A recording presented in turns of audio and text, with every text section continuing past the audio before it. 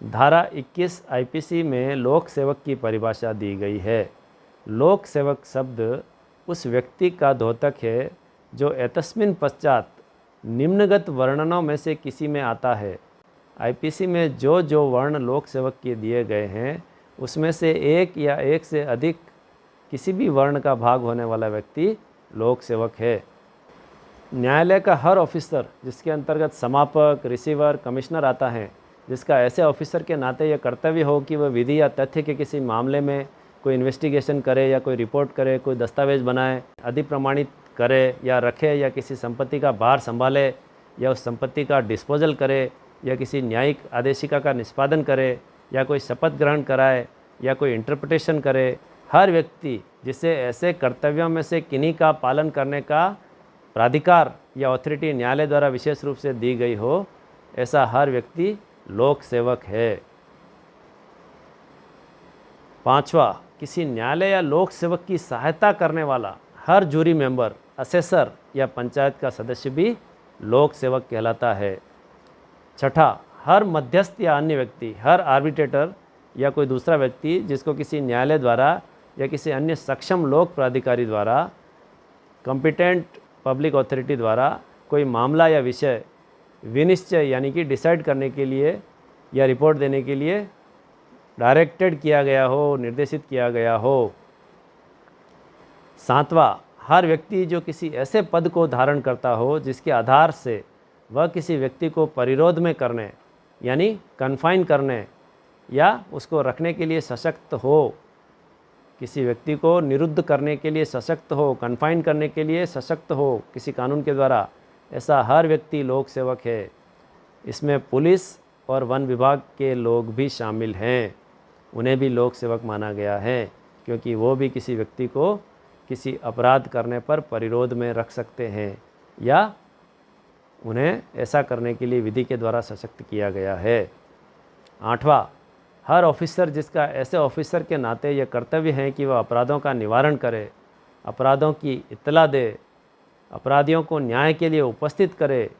या लोक के स्वास्थ्य यानी पब्लिक का जो हेल्थ है उसको या सुविधा की सुरक्षा करे, लोक स्वास्थ्य, क्षेम या सुविधा इन सब की सुरक्षा करने वाला व्यक्ति भी लोक सेवक कहलाता है। नवा, हर ऑफिसर जिसका ऐसे ऑफिसर होने के नाते यह कर्तव्य है हो कि वह सरकार की ओर से किसी संपत्ति को ग्रहण करे, प्राप्त करे,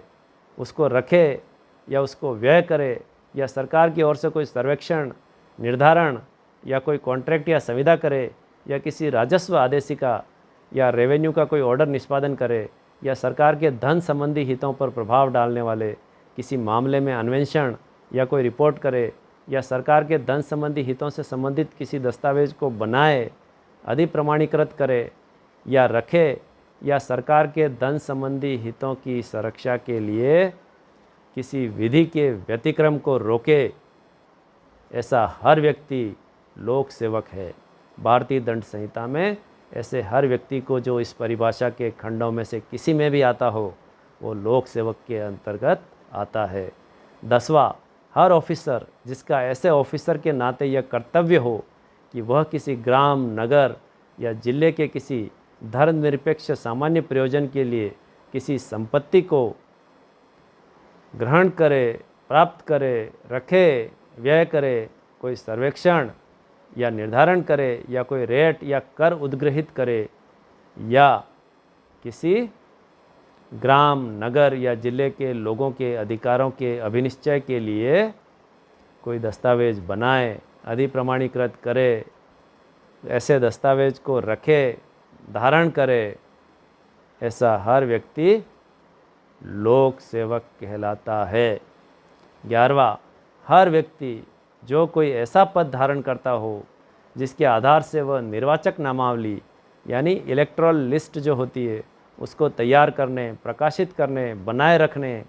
या उसको पुनरीक्षित या रिव्यू करने के लिए या निर्वाचन के किसी भाग को संचालित करने के लिए विधि के द्वारा सशक्त हो, ऐसा व्यक्ति लोक सेवक कहलाता है। इन परिभाषाओं के किसी भी खंड में आने वाला व्यक्ति लोक सेवक है, यह याद रखने वाली बात है। इतनी सारी विस्तृत परिभाषाएं इसलिए दी गई है ताकि लोक सेवक के संबंध में किसी को कोई भ्रम न रहे। 12वां, हर व्यक्ति जो सरकार की सेवा या वेतन में हो। उपरोक्त वर्णनों के अंतर्गत ये 12वां जो वर्णन है वो अपने आप में एक बहुत ही विशद वर्णन है, क्योंकि सरकार की सेवा या वेतन में हो या कोई लोक कर्तव्य के पालन के लिए सरकार की ओर से कोई फीस या कमीशन के रूप में पारिश्रमिक पाता हो, ऐसा हर व्यक्ति लोक सेवक कहलाता है। लोक सेवक की परिभाषा बहुत विस्तार से दी गई है और बहुत ही बारीकी से समझने की आवश्यकता है। लोक सेवक की परिभाषा को समझे बिना भारतीय दंड संहिता के विभिन्न उपबंधों को समझना नितांत मुश्किल है। स्थानीय प्राधिकारी की अथवा केंद्र, प्रांत, राज्य के अधिनियम के द्वारा या अधीन स्थापित निगम की या कंपनी अधिनियम 1956 की धारा 617 में यथा परिभाषित सरकारी कंपनी की सेवा या वेतन में हो, ऐसा व्यक्ति भी लोक सेवक कहलाता है। नगर पालिका का जो आयुक्त है वो लोक सेवक है। नगर पालिका के कमिश्नर को लोक सेवक माना गया है। भारतीय दंड संहिता के प्रयोजन से लोक सेवक की चर्चा हो रही है। ऊपर के जो वर्णन दिए गए हैं उसमें से किसी में से भी आने वाला व्यक्ति लोक सेवक है, जैसा कि पहले ही बताया जा चुका है। चाहे वे सरकार के द्वारा नियुक्त किए गए हो या नहीं किए गए हो, लेकिन इन वर्णनों में से किसी में भी आ रहा है तो वो लोक सेवक है। अब इसका स्पष्टीकरण 2 जो है वो इस प्रकार से है। जहाँ कहीं लोक सेवक शब्द आए हैं वे हर उस व्यक्ति के संबंध में समझे जाएंगे जो लोक सेवक के ओहदे को वास्तव में धारण किए हुए हो, चाहे उस ओहदे को धारण करने के उसके अधिकार में कैसी भी विधिक त्रुटि हो। अब लोक सेवक का पद धारण कर रहा है, उस पद को धारण करने के लिए किसी भी प्रकार की कोई त्रुटि हो चाहे मौजूद, यानी कि उस पद को धारण उसने मान लो किसी नियम के उल्लंघन में भी किया हो, फिर भी यदि ऐसे व्यक्ति के द्वारा ऐसा कोई पद धारण किया जा रहा है जो कि लोक सेवक का पद है, तो ऐसे व्यक्ति को लीगल फॉल्ट होने के बावजूद भी लोक सेवक के तौर पर माना जाएगा। ऐसे पद को धारण करने में उसके अधिकार में चाहे किसी भी प्रकार की कोई विधिक त्रुटि हो, तब भी उसे लोक सेवक समझा जाएगा। लोकतांत्रिक पद्धति से किसी भी व्यक्ति को जो चयन की जो कोई भी पद्धति हो, उसके अंतर्गत सशक्त किया गया, विधि के द्वारा सशक्त किया गया हर व्यक्ति लोक सेवक है।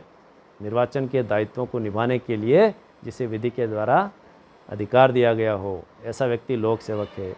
उपरोक्त लोक सेवक की सभी परिभाषाओं को दृष्टिगत रखते हुए यह माना जा सकता है कि लोक सेवक की परिभाषा बहुत विशाल है और लोक सेवक इन वर्णनों में से किसी भी वर्णन के अंतर्गत आने वाला व्यक्ति लोक सेवक है, चाहे वो लोक सेवक के रूप में दायित्व का निर्वहन